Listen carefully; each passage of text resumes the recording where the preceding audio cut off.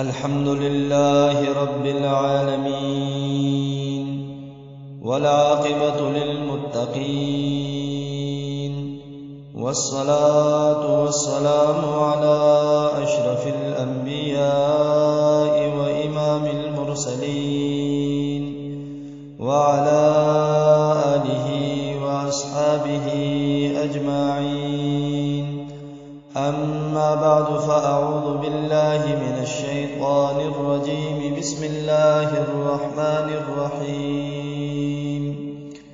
حضرت عبداللہ بن عباس رضی اللہ تعالی عنہ فرماتے ہیں کہ امام الانبیاء، سرتاج الانبیاء، فخر الانبیاء حضرت محمد عربی صلی اللہ علیہ وسلم نے ارشاد فرمایا: اول من يدعى الى الجنة يوم القيامة الحمادون الذين يحمدون الله في السراء والضراء.